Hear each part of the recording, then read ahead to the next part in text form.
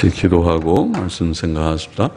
하나님 아버지 감사합니다. 오늘 저녁에도 저희들이 말씀 앞에 앉아싸우니 부족한 종에게 하나님의 말씀, 진리의 책의 말씀을 전할 수 있게 은혜를 주시고 힘을 주시고 지혜를 주시고 말씀을 주시고 성령님의 감동과 도우심을 주시고 또 사랑하는 모든 회중들 주를 사모하여 이 저녁에도 원근각처에서 모여온 심령들에게 하나님의 말씀을 주셔서 함께 나누며 은혜 받으며 교훈을 얻으며 또 힘을 얻게 하여 주옵소서.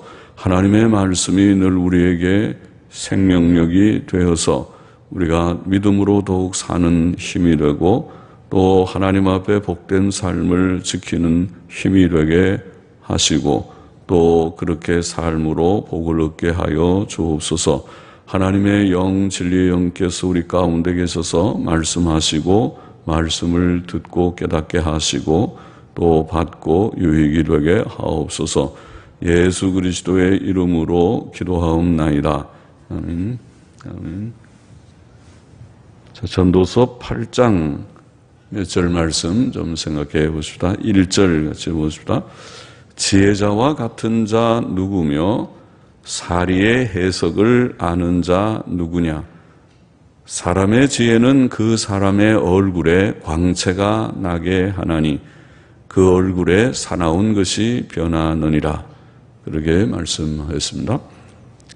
지혜자와 같은 자 누구며 사리의 해석을 아는 자 누구냐? 여기에 지혜자와 사리의 해석을 아는 자, 이 두 사람을 동일시하고 있다고 보입니다. 지혜자는 사리의 해석을 좀 아는 자고 지혜가 없으면 사리의 해석을 잘 모른다, 그런 뜻이겠습니다. 사리의 해석을 안다는 말은 세상의 모든 일들, 즉 하나님께서 하시는 섭리의 모든 일들의 이치를 안다는 말이겠습니다. 그 하나님이 하시는 일들의 이치, 그 원인과 진행 방향과 예상되는 결과, 이렇게 이래서 이런 일이 이루어지겠구나, 또 이렇게 하면 이런 좋은 결과가 되고 또 이렇게 하면 나쁜 결과가 되겠구나. 지혜자는 그것을 볼 수 있죠. 하나님 말씀대로 바로 살면 복되겠구나. 성경 많은 말씀들에 교훈한 바와 같이 또 말씀을 어기고 잘못 가면 이것이 복이 안 되겠구나. 그런 거를 볼 수 있고 또 거기에 바른 대처 방식도 알 것입니다. 안다는 뜻이라고 봅니다. 그래서 어떻게 우리가 하나님이 하시는 모든 일들을 이해하고 또 우리에게 닥친 모든 현실을 어떻게 대처해 나가야 될 것인가. 지혜자는 그런 걸 좀 어느 정도 알고 사리의 해석을 아는 자고 지혜가 없는 자는 그런 것이 없는 자라는 뜻이겠습니다. 그런데 이렇게 지혜를 가지고 사리의 해석을 좀 아는 이런 사람은 그 사람이 가진 지혜는 그 사람의 얼굴에 광채가 나게 한다. 그렇게 표현했습니다. 얼굴에 빛이 난다. 걱정이 생겼습니다. 우리 얼굴에 빛이 나면 지혜가 좀 있는 편이고 빛이 안 나면 지혜가 없는 사람이 될 것 같아서 걱정인데 하나님께서 우리에게도 은혜를 주셔서 지혜를 주셔서 우리의 얼굴이 어둡지 않고 좀 밝고 빛이 있기를 원합니다. 사람의 지혜가 그 얼굴에 광채가 나게 하며 그 얼굴에 사나운 것이 변한다. 사나운 것을 변하게 한다. 이렇게 말씀했습니다. 얼굴은 마음의 표현이라고 우리가 말합니다. 마음이 기쁘면 기쁜 얼굴이 나오고 또 마음이 슬프면 슬픈 얼굴이 나오고 얼굴을 보면 당신은 오늘 좀 기쁜 일이 있습니까? 아니면 좀 슬픈 일이 있습니까? 그렇게 짐작할 수 있습니다. 마음이 교만한 자는 교만한 얼굴이라는 표현도 성경에 나오고 또 겸손한 자는 겸손한 얼굴도 있어요. 저 사람은 늘 평소에 보면 얼굴이 온유와 겸손이 있는 것 같으다. 정확히는 우리가 잘 몰라도 대충 그 사람의 마음이 반영이 되니까 저 사람은 참 착하고 좋은 사람 같으다. 그렇게 짐작할 수 있을 것입니다. 또 마음이 간사하고 간교한 사람은 얼굴에 그런 것이 좀 나타날 수 있고, 마음이 착한 사람은 반대로 마음이 그 얼굴에 좀 선한 그런 얼굴이 나올 수 있을 것 같습니다. 그래서 어린 아기들의 얼굴이 보기가 좋은 것입니다. 어린 아기들은 아직 죄를 많이 안 지었기 때문에 비교적 순진하고 순수하고 착하니까 좀 그런데, 나이가 들수록 세상을 많이 살수록 여러 가지 슬픔과 또 죄와 실수와 여러 것들을 많이 고난을 겪으면 얼굴이 많이 상하게 돼서, 그 사람이 나이가 들면 그 얼굴에 대한 책임을 져라 뭐 그런 말들 한다고 그러는데, 그래서 다 맞지는 않겠지만은 어느 정도는 그럴 수 있을 것입니다. 평소에 마음의 관리를 어떻게 했느냐에 따라서 얼굴이 좀 형성될 것이다. 또 사람이 많이 웃고 그러면은 얼굴에 뭐 주름이 또 그렇게 많이 생긴다고 그러잖아요. 그리고 화를 많이 내는 사람은 또 얼굴에 주름이 또 그렇게 새서 그렇게 형성이 되는 것처럼, 우리가 평소에 마음가짐을 착하게 가지는 게 좋을 것 같은데, 여기에 사람의 지혜는 얼굴에 빛이 나게 하고 사나운 것을 다 거두어 간다. 그렇게 말씀했습니다. 그러면 지혜가 없는 사람들, 무지한 사람들, 지혜가 없고 어리석고 무지한 사람은 사실은 무지하니까, 사리를 잘 해석하지 못하니까 마음에 늘 긴장이 있어요. 그리고 두려움이 있습니다. 내가 이렇게 하다가 큰 무슨 이거 일이 생기는 것은 아닌가. 이제 하나님을 믿는 사람도 물론 그런 긴장이 있을 수 있지만은, 우리가 하나님께 다 맡기고 사는 것하고 하나님이 섭리자이심을 믿습니다. 하나님이 내 길을 인도하십니다. 이렇게 믿고 또 하나님이 보이신 일반적인 교훈을 따라서 열심히 순종하니까 또 하나님이 내 길을 선히 지도하실 것을 더 믿게 되고, 이런 마음가짐으로 사는 것하고, 그렇지 않고 캄캄한 흑암을 걷듯이 내일 어떻게 될지 몰라, 그리고 양심의 가책이 되는 좀 일도 조금씩 하고 그러다 보면은 이러다가 내가 혹시 큰 벌을 받는 건 아닌가, 이렇게 되면 더 긴장하겠죠. 사람이 긴장하게 되고 두려움을 갖게 되고, 그렇게 되면 얼굴이 굳어질 것 같아요. 그래서 여기에 사나운 것이라고 하는 이 원어는 오즈라는 말은 힘이라는 말인데, 힘이라는 단어 속에 사전에 보면은 굳음, 굳다, 마음이, 얼굴이 좀 굳다, 표정이 굳다는 굳다, 또 엄하다, 너무 좀 얼굴이 엄한 그런 표정, 굳은 표정하고 좀 비슷하겠죠. 그리고 그게 더 나아가서 무슨 말이 있냐면, 우리가 사납다는 말도 할 수 있겠지만은 원문 그 사전에는 볼드니스라는 말은 담대하다는 말도 되지만은, 볼드라는 것을 영어 사전에 보면은 그것이 사나움 또 뻔뻔함, 그런 뜻이 있어요. 뻔뻔함. 그러니까 무식하면 용감하다고 그러나요? 우리가 무지하게 되면은 자기 자신을 이제 늘 잘 알면, 지혜가 있고 하나님의 뜻을 알고 나 자신을 성찰하면은 뻔뻔하지는 못하죠. 조금 잘못하면 얼굴이 붉어지고 또 좀 좀 부끄러움도 있고 그런 거 있을 텐데, 그렇지 않고 무지하면은 잘못을 행하면서도 뻔뻔할 수 있을 것 같아요. 그래서 얼굴이 좀 굳어지고 뻔뻔함, 이제는 이 뭐라고요? 사나운 것이라는 오즈라는 말이 그런 뜻을 갖고 있는 단어예요. 그러니까 우리는 얼굴에 사나운 것 이렇게 번역했습니다.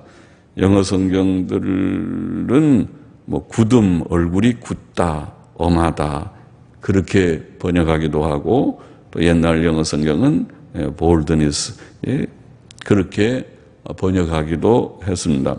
잠언 21장 19절도 악인은 그 얼굴을 굳게 한다. 같은 어근의 단어입니다. 같은, 여기는 명사를 썼는데 잠언에서는 동사로 나오고 어근이 같고 그런 같은 단어라고 할 수 있습니다.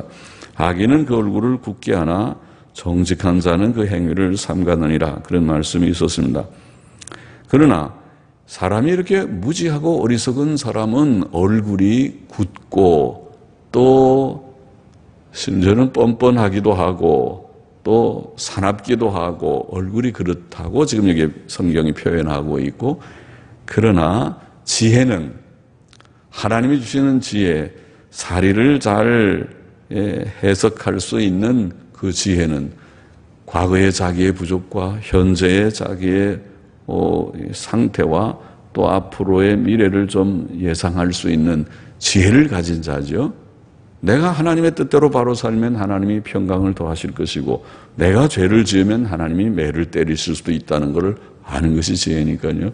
이런 지혜를 가진 자는 얼굴에 그런 사나움이 거두어진다.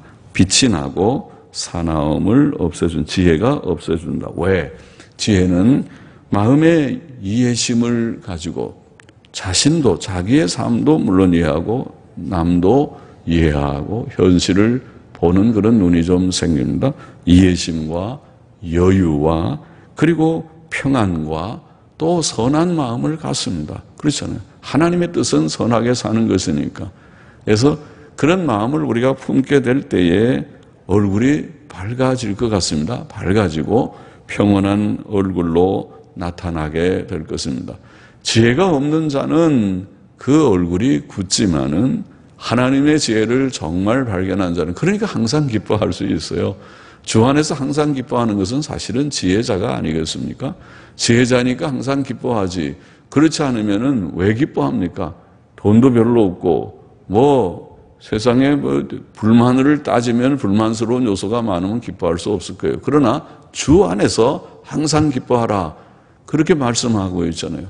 왜 그래요? 하나님 때문에, 구원 때문에, 하나님이 우리를 모든 것을 보장하시기 때문에, 하나님의 섭리를 믿기 때문에, 이미 주신 구원이 크고 지금도 우리와 함께 하시고 미래도 불확실하지만은 하나님이 우리와 함께 하실 것을 믿기 때문에, 그러니까 주 안에서 항상 기뻐할 수 있는 것이 아닙니까? 예수 믿는 사람들의 기쁨은 그것이 아닙니까? 외적인 조건 때문에 기뻐하는 것이 아닙니다. 그러면 몸 건강할 때 기뻐하다가 몸 아프면은 매일 투덜대고 슬퍼해야 될 것입니다. 예? 돈 있을 때는 기뻐서 입이 이렇게 찢어지더라도 돈 떨어지면은 더 전부 다 슬프고 또 얼굴이 굳어질 것입니다. 그러나 예수 믿는 사람은 그렇지 않습니다. 예수 믿는 사람은 내일 일을 모르지만은 하나님 때문에, 하나님, 살아계신 하나님을 믿기 때문에, 그래서 우리의 마음에 기쁨을 얻는, 그것이 지혜의 기쁨일 것입니다. 성령과 지혜가 충만했던 스데반은 공회 앞에서 신문을 받고 돌에 맞아 죽기 직전인 그런 위기 상황에서도 그 얼굴이 어땠다고 했습니까? 사도행전 7장에 보면 스데반의 얼굴은 천사의 얼굴과 같았다고 그랬습니다. 얼굴이 얼마나 밝고 기쁨을 잃지 않았으면 죽기 직전인데 정말 얼굴이 새파랗게 질려가지고 이제 죽을까 저게 죽을까 벌벌벌 떨고 있어야 될 것 같은 상황인데 그 마음이 태연하고 평안하고 오히려 천사의 얼굴과 같다고 하니 그것 이상한 일이 아닙니까? 이것이 지혜자의 한 예가 아니겠습니까? 그래서 우리는 그런 것을 사모하겠습니다. 우리 얼굴을, 우리가 거울을 보면서라도 우리가 도대체 얼마나 지혜가 있는지, 내가 참 지혜가 부족하구나.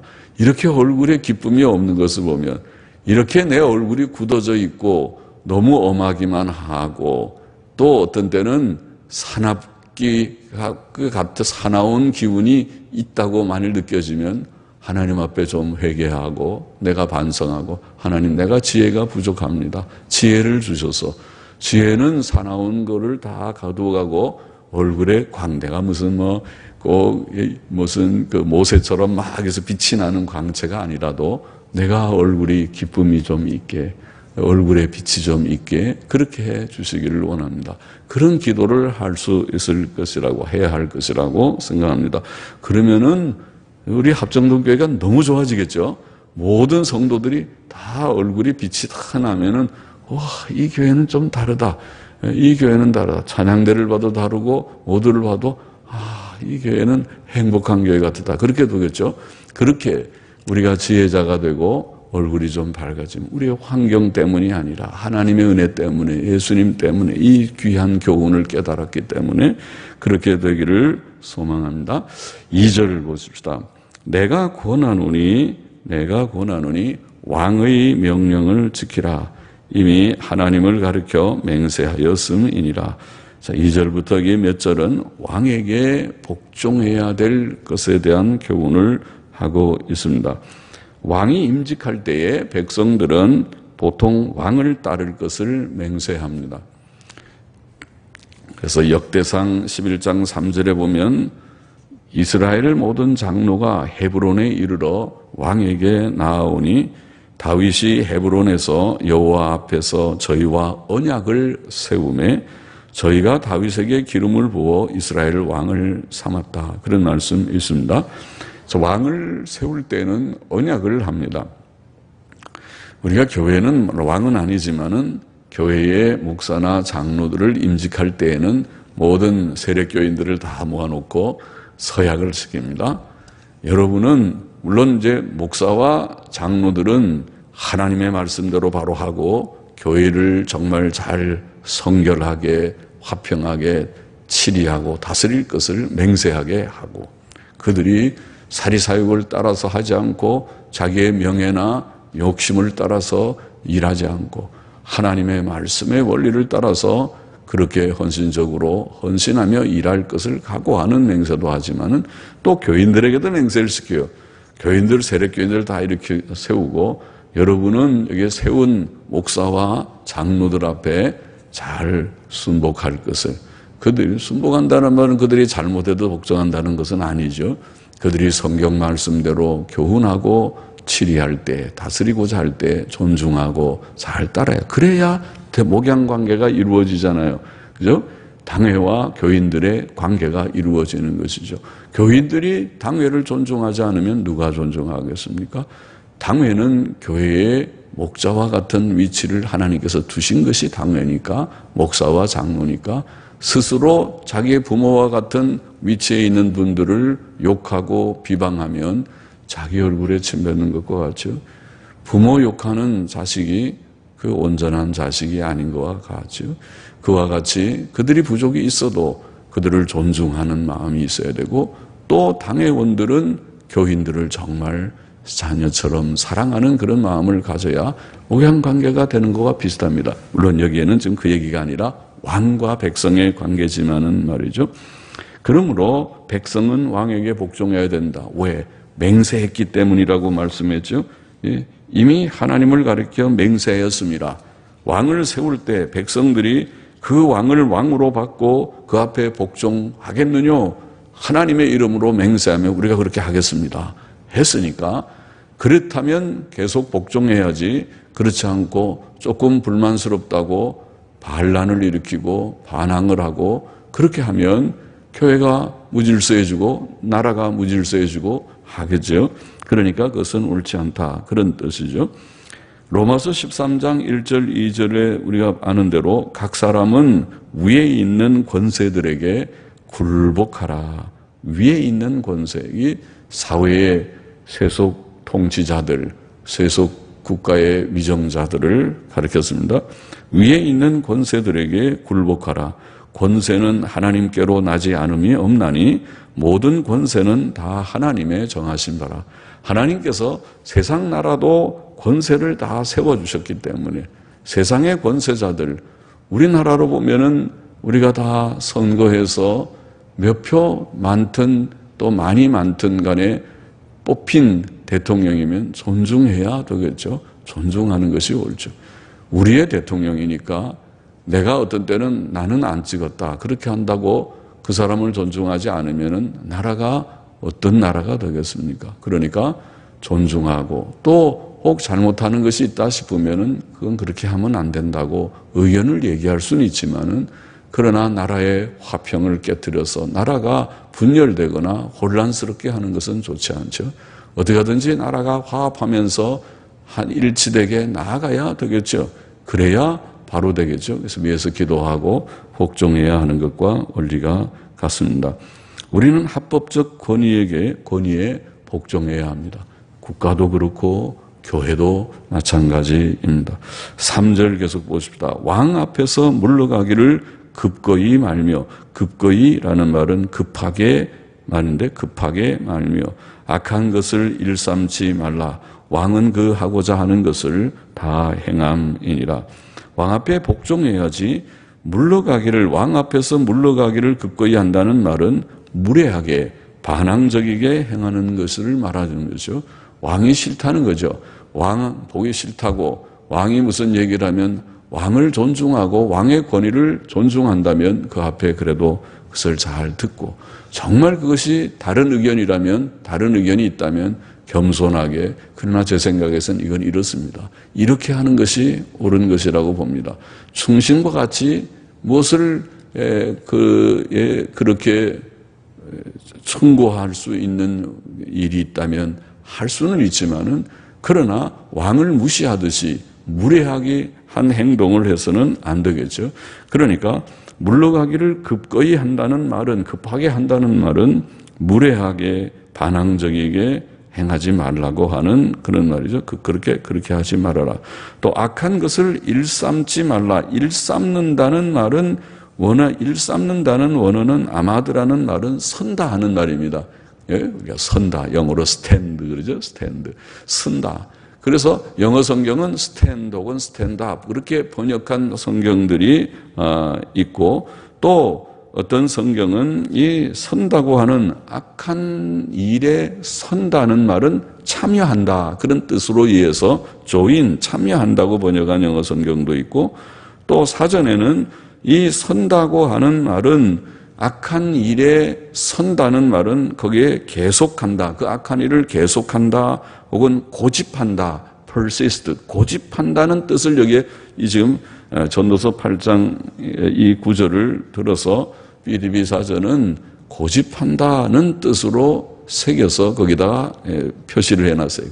우리 그 히브리어 사전은 마치 단어장처럼 각 성경의 용례를 예를 다 들어요. 이거는 무슨 뜻이라고 본다. 히브리어 대학자들이죠. 게세니우스라는 가장 훌륭한 히브리어 언어학자가 쓴 그 사전인데, 그 사전에 기초한 사전이 BDB 사전이라는 것인데, 그렇게 고집한다는 뜻으로, 그러면은 이 말은 왕은 공의를 세우는 위치에 있는데 그를 반항해서 악을 행하되 악에 서는 혹은 악에 참여하는 혹은 악을 계속해서 끊지 않고, 악을 자기가 혹 실수로 했다 하더라도 반성하고 곧 돌이켜야 되는데 악에 계속 있거나 악을 고집하는 그런 일, 그건 악한 일이죠. 왕을 정말 대적하는 일이죠. 그런 일을 하지 말아라. 왜? 왕은 그 하고자 하는 것을 다 행한다. 왕에게는 권세가 있기 때문에 네가 그렇게 악을 행하면 왕이 너를 치리할 것이다. 그런 이제 경고죠.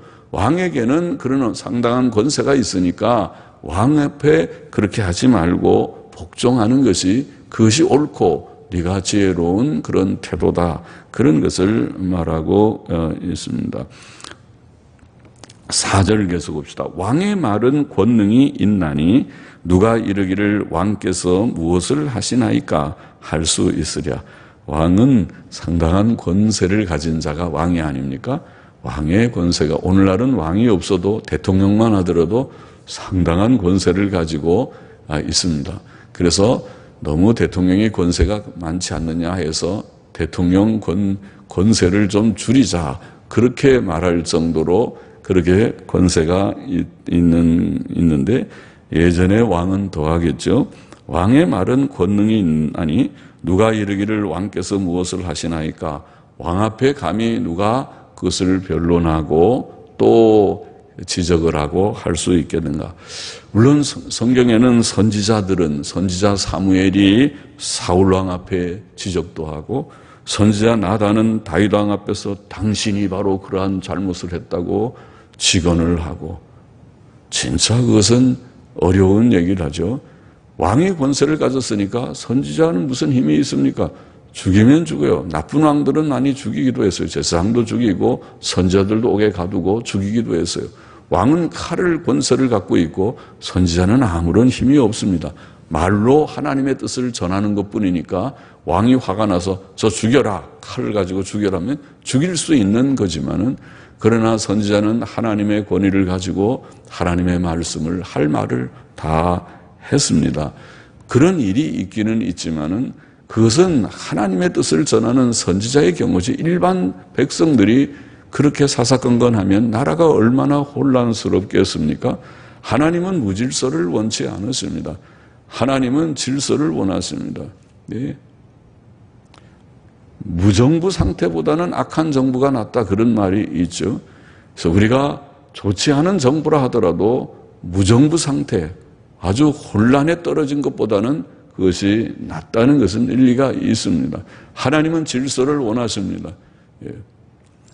그래서 왕 앞에는, 우리가 왕에게는 복종을 하는 것이 하나님의 뜻이라는 것을 지금 몇 절에서 계속 말씀하고자 합니다. 물론 왕의 명령이 하나님의 계명에 위배될 때에도 복종하는가? 그렇지는 않습니다. 왕의 명령이 하나님의 계명에 위배될 때에 우리는 땅의 왕보다 더 높은 하늘에 계신 만왕의 왕 여호와 하나님의 명령을 지켜야 하기 때문에 부득이 땅의 왕의 명령을 거역할 수밖에 없습니다. 그것이 다니엘과 세 친구들이 왜 느부갓네살의 명령을 거역했는가 하는 이유이었고, 또 사도들이 유대인 사회의 최고기관인 공회의 명령을 어겼는가 하는 이유였습니다. 오늘날도 그렇죠. 점점 우리가 동성애 법을 반대하는 그 여론들이 보수자들에게 꽤 있습니다. 그래서 왜 동성애 차별금지법, 성소수자 차별금지법이라는 근사한 이름으로 나오는 법을 반대하는가? 그 이유는 단순합니다. 그것은 결국 동성애가 성소수자 중에 속한다고 해서 동성애를 반대하는 것을 금지하는 법이 되는데, 동성애 반대 금지법이 통과되면 어떤 결과가 되냐면 목사들이 동성애는 죄입니다 설교를 못하게 됩니다. 동성애가 죄입니다 설교하면 그것을 누가 고발해버리면 동성애 차별금지법에 저촉이 돼서 법을 어겼기 때문에 벌금을 내거나 감옥에 들어갈 수 있는, 그것이 지금 서양에서 이루어지고 있는, 영국이나 서양에서 이루어지고 있는 현실입니다. 그렇기 때문에 그 법을 우리가 우리나라에서 만일 통과시키면 우리나라도 똑같은 일이 벌어질 수 있다. 그것을 지금 예견하기 때문에 반대하는 거거든요. 그래서 그것은 법을 만드는 사람들, 국회의원들이 자기네가 그래도 그걸 주장해서 법을 만든다 그러면 만들어질지도 모르겠어요. 예수 믿는 사람들이 반대하고 또 예수 믿는 사람들 중에도 정신이 바로 있는 사람들이 반대하는 거지만은, 반대하지만은 그렇지 않고 이제 통과가 될 수도 있어요. 통과될지 안 될지 몰라도 통과가 된다고 가정해 봅시다. 통과가 된다고 하더라도 목사들이 그러면 동성애는 죄라고 설교 안 해야 됩니까? 어림도 없는 얘기입니다. 예? 목사들은 여전히 동성애는 죄라고 설교할 것입니다. 그러면은 감옥에 들어가는데, 예, 감옥에 들어가도 해야 될 것입니다. 벌금을 물어도, 예, 그래도 해야 될 것입니다. 그렇잖아요. 왜 그렇습니까? 그거는 동성애 법은 우리나라에서 혹 통과된다고, 이제 안 되기를 바라지만 통과가 되는 우리나라의 법이라 하더라도 하나님의 법은 그보다 더 상위법입니다. 그리고 사실 우리나라가 동성애의 차별금지법을 통과하면 그것은 헌법을 위배하는 것입니다. 제가 보기에는 헌법은 종교의 자유를 분명히 보장하고 있는 것인데 그것이 상위법입니다. 사실은 헌법 아래서 법률이 나오는 것인데, 종교의 자유 속에 기독교는 동성애를 분명히 죄라고 여기는 말씀에 근거해서 그것을 전할 자유가 있는데, 누가 이 자유를 통제해서 그거는 법에 저촉되니까 하지 말라면 종교의 자유를 침해하는 일이 되니까 상위법 헌법을 위배하는 일입니다. 그것은 우리가 끝까지 싸워야 될, 대법원이나 헌법소원까지 가서 싸워야 될 그런 문제가 되는 것입니다. 여하튼 그런 법이 우리나라에 통과된다고 하더라도 그것 때문에 기독교인이 위축돼서 동성애는 죄라는 말을 못하지는 않아야 된다는 말이에요. 우리가 사회법, 나라의 법을 지키는 것이 일반적이라는 걸 오늘 말씀을 하지만은, 예외적으로 반대로 하나님의 법에 저촉될 때에는 우리는 그것을 지킬 수 없다. 왜? 하나님의 법이 더 상위법이니까 하나님의 법을 지켜야 되기 때문에 그러하다는 것을 여기에 부언해 둡니다. 5절 말씀 넘어가 보십시다. 무릇 명령을 지키는 자는 화를 모르리라. 지혜자의 마음은 시기와 판단, 여기 시기라는 말은 때를 말하는 것입니다. 시기 질투하는 시기가 아니라 어느 때 시기가 좋다 나쁘다 하는 그 시기 말입니다.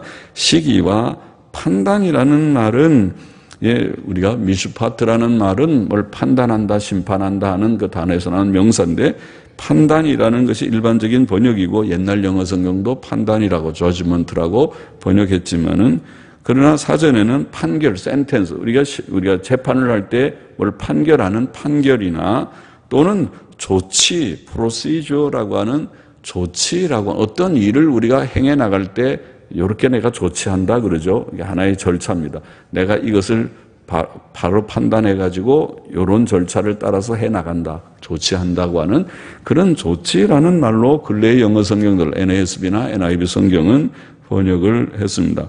여하튼 그런 뜻이라고 보입니다. 지혜자의 마음은 시기와 판단, 혹은 판단이 뭐라고요? 판결이나 조치, 이런 개념의 판단을 분별하나니, 지혜로운 사람은 어떤 일을 할 때 시기도 잘 판단하고 또 그 일을 어떻게 조치해 나가야 되는가 하는 것을 잘 분별한다는 것입니다. 그래서 화가 임하는 것을 막을 수 있지만은, 이런 말입니다.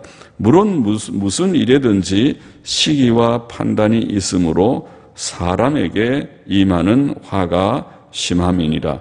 그러니까 명령을 지키는 자, 여기에 명령은 하나님의 명령을 가리킨다고 봅니다. 왜냐하면 그것이 지혜니까 그냥 단순히 사람의 명령 정도가 아니라 하나님의 명령을 지키는 자는 시기와 판단을 잘 분별해서 이것이 지금 적절한 때인지, 이것을 어떻게 조처하는 것이 좋은지를 잘 분별해서 재앙을 경험하지 않을 것이라는 것입니다. 앞으로 내가 잘못하면, 시기를 내가 판단하거나 조처를 잘못하면은 큰 재앙이 될 수 있고 큰 재난을 당할 수가 있죠. 얼마든지 세상에는 그런 일이 있습니다.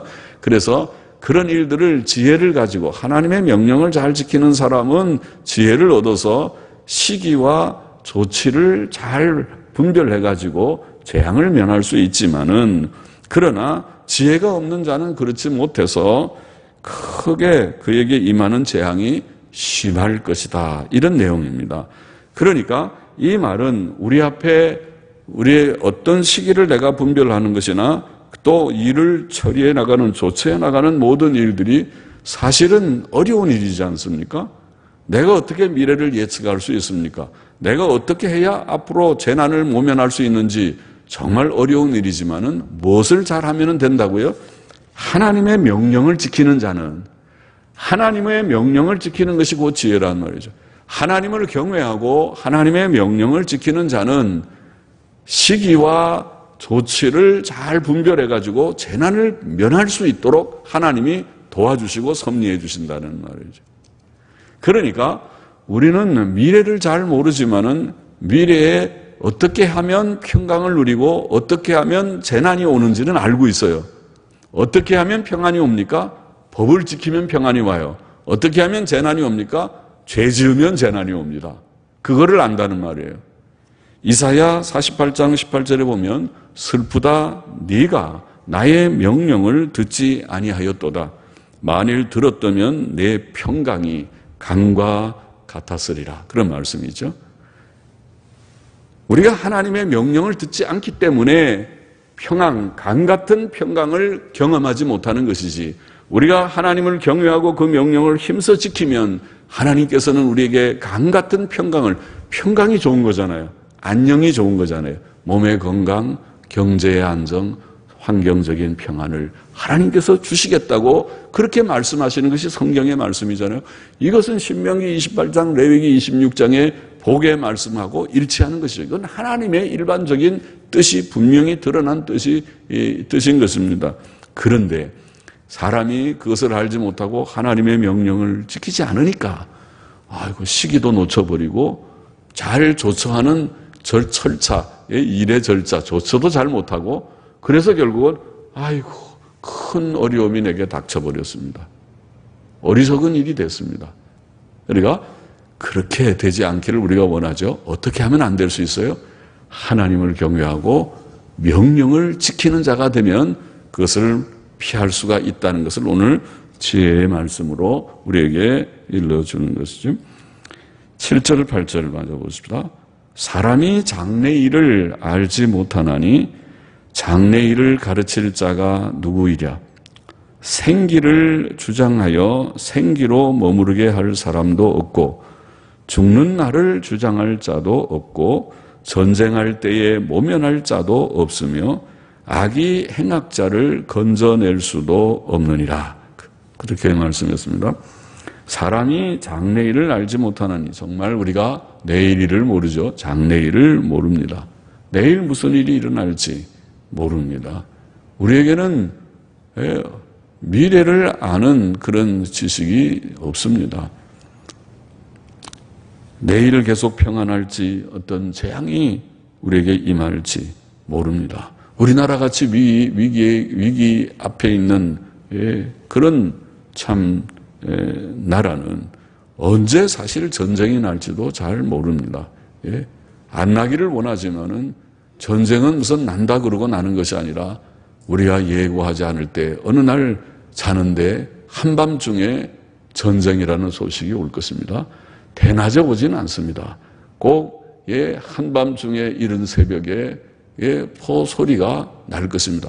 이번에 전쟁은 무슨 소련제 탱크 가지고 휴전선을 밀고 내려오는 전쟁이 아니라 이제는 무서운 미사일이, 스커드 미사일이, 또 노동 미사일이나 이런 미사일들이 또 무슨 포입니까? 방사포라고 하는 다연장 로켓이라고 하는 불꽃 튀는 한 번에 수백 발, 수천 발, 수만 발이 쏘아대는 그런 엄청난 화력으로 서울을 불바다로 만들면서 나오는 전쟁일 것입니다.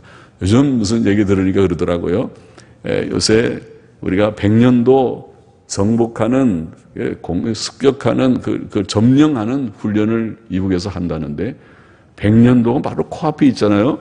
바로 황해도 자기네 코앞에 있는 것이 100년도입니다. 거기에 우리가 해병대가 주둔하고 있는데 백령도, 연평도 이런 데 있는 그 군사기지들을 삽시간에 먹어버리고 그 다음에 핵을 가지고 공갈을 하면, 삽시간에 먹고 반격하려면 반격해봐라 하면은 핵으로 서울을 때려버린다, 공갈을 하면 과연 우리가 그것을 위협을 감수하고 그럼 때리려면 때려라, 우리는 전쟁한다고 할 용기가 있는가? 그런 단합된 대한민국이 되어 있는가?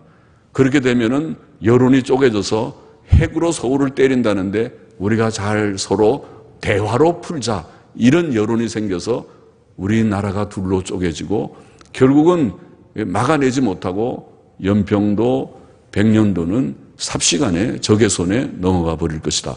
이런 얘기들을 하는 사람들이 있더라고요. 실제로 우리나라가 그것을 준비하고 있는가? 과연 저기서 핵을 가지고 이제는 뭘 하나 점령하고 그 다음에 더 덤비면 핵으로 친다고 위협할 때 막아낼 수 있는 방책이 있는가? 아무것도 실상은 없어요. 그렇죠? 핵으로 치르면 금방 맞죠. 그 다음에 오겠죠. 무슨 이상한 비행기가 저 괌에서부터 날라와가지고 2시간 걸립니다. 그 날라와서 치는 거는 와서 북한을 완전히 없는 나라로 만들 수는 있지만은 그 치기 전에 서울은 이미 핵 한 발이면은 엄청난 피해를 입은 후가 되겠죠. 그런 일이 있지 않기를 원하지만은 그런 우리는 미래를 알 수 없는 가운데 우리가 살고 있는 것이 우리의 현실입니다. 우리는 내일을 알지 못합니다. 또 사람은 자신이나 타인의 생명을 1시간이라도 연장할 수 없고, 여기에 보면은 생기를 주장하여, 여기에 생기라는 루아크라는 말은 보통은 생기라고 번역 안 하고 영이라는 말입니다. 우리가 스피릿, 영을 루아크라고 합니다. 영을 주장하는, 그래서 옛날 영어 성경은 영이라고 하고 또 권위 있는 아메리칸 스탠더드 ASV 성경도 영이라고 그대로 번역했습니다. 그러나 근래의 영어 성경들은 이거를 바람이라고 번역했어요. wind. 우리는 생기라고, 그래서 생기는 영에 좀 가까운 편이죠. 그러나 근래의 영어 성경은 wind, 바람이라고 번역했는데 루아크는 바람이라고 번역할 수도 있습니다. 그러나 문맥적으로 보면은 그냥 일반 바람보다는 오히려 생기가 낫고 생기보다는 보통 번역하는 영이 훨씬 낫습니다. 영을 주장하여 영으로 머무르게 할 사람, 사람이 영은 생명이거든요. 생명 원리지 않습니까? 영이 떠나면 죽습니다. 영을 주장하여 영으로 머무르게 할 사람이 없다는 것입니다. 우리가 생명이 좀 깔딱깔딱 넘어가려고 할 때, 죽지 말아요. 몇 년 더 살으세요. 생명의 호흡이 그 영을 떠나지 못하게 막을 수 있는 사람이 아무도 없다는 것이. 호흡을 연장시킬 자가 없습니다. 죽음을 막을 자가 없습니다. 죽음이 우리에게 한 걸음씩 엉큼엉큼 다가올 때에 조금 기다리세요. 지금 안 돼요. 지금 안 돼요. 죽음을 막을 자가 없고 생명을 지연시킬 자가, 연장시킬 자가 없다. 호흡이 떠나가면 떠나가는 것이고 죽음이 오면 마지막 순간을 맞는 것이 우리 인생이다. 사람은 미래를 확신하지 못한 채 살고 있지만은, 그러나 오늘 여기 본문에 보면은 하나님의 뜻대로 사는 자, 하나님이 사람이 장래일을 알지 못하고 생기를 주장할 자가 없다는 이 말은 무엇이냐면은, 사람은 그것을 할 수 없지만은 우리가 하나님의 뜻 안에서 하나님의 뜻대로 사는 자, 하나님의 명령에 순종하는 자, 하나님의 주시는 지혜를 얻은 자는 가장 지혜롭고 가장 선한 삶을 살 수 있다는 것을 말씀하고자 하는 것입니다. 그는 꼭 필요한 때에 최선의 결정을 하며 살 수 있다는 것이 오늘 여기에 전도서에 나타나 있는 진리입니다. 그것은 자신의 지혜로 그런 것을 결정을 하고 좋은 결과를 가지는 것이 아니라 하나님의 인도하심과 도우심과 간섭하심으로 그렇게 됩니다. 시편 25편 12절 말씀을 기억하십니까? 거기에 보면 여호와를 경외하는 자 누구뇨? 그 택할 길을 저에게 가르치시리로다. 우리가 하나님을 경외하면 하나님께서, 섭리자 하나님께서 우리와 함께 하셔서 택할 길을 일로 가거라. 예, 알겠습니다. 그건 아니다. 글로 가지 말고 일로 가거라. 택할 길. 누구에게요? 머리가 좋았어요? 우리의 판단력이 뛰어나서요? 신문을 많이 읽었어요? 친구 얘기를 들어서요? 아니요, 아니요, 아니요. 그런 것이 아니요. 하나님께서 우리에게 택할 길을 알려주신다. 여호와를 경외하는 자, 그는 택할 길을 하나님께서 저에게 가르치시리로다. 자, 우리는 오늘 여기 몇 절 말씀에서 몇 가지 귀한 교훈을 얻었습니다. 우리는 하나님을 경외함으로 마음의 지혜와 이해심과 여유를 얻어서 우리의 좀 굳어지고 사나워지는 얼굴이 좀 변해서 밝고 평온한 얼굴이 되기를 원합니다. 거울을 좀 한 번씩 보십시오. 나는 지금 어디쯤 와 있는지, 내 얼굴은 어디쯤 와 있는지 우리가 보면서 큰일이다. 내 얼굴이 무섭다. 그러면은 우리가 좀 반성하고 기도하고 더 기도하고, 하나님 내게 지혜를 주셔서 마음의 여유를 주셔서 사나운 것을 좀 거두어 주시고 밝아지도록 얼굴이 좀 빛이 나게 주옵소서. 그런 사람들이 많아지는 우리 교회가 되어서 우리 교회에 오니까 편안하고 좋다. 예, 나는 우울하고 슬픈 일들이 세상에서는 많았는데 예배당에 나와서 서로 교제하니까 마음의 위로가 되고 기쁨이 되고 편안하다. 이렇게 되면 좋겠고, 둘째로 우리는 위에 있는 권세자들에게 복종해야 된다고 오늘 교훈했습니다. 그들이 하나님의 계명을 어기지 않는 한 그들을 존중하고 그들의 지시와 명령에 복종하는, 이것은 위에 있는 권위들에게, 권세들에게 세상에서나 교회에서나 마찬가지라고 생각합니다. 셋째로 우리는 세상에서 불확실한 미래를 지혜롭고 안전하게 살려면 오늘 귀한 방법을 얘기해 줬어요. 미래는 아는 자가 없고 장래는 아는 자가 없고 어떻게 될지 아무도 모르고 우리의 생명을 연장시킬 자가 아무도 없지만은, 그러나 하나님을 경외하며 그의 명령에 순종하며 살아가는 자는 하나님께서 선한 길로 지도하신다고 말씀했습니다. 그 방법을 우리가 깨달았습니다. 그 방법을 붙들고 하나님 경외하고 그 명령에 순종하며 사는 저와 우리 모두가 되기를 소원합니다. 기도하십시다. 하나님 아버지 감사합니다.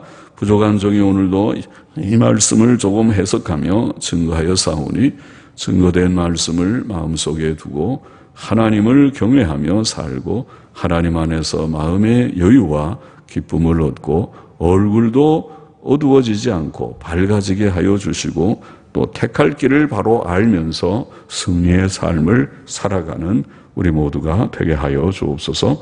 예수님의 이름으로 기도하옵나이다. 아멘.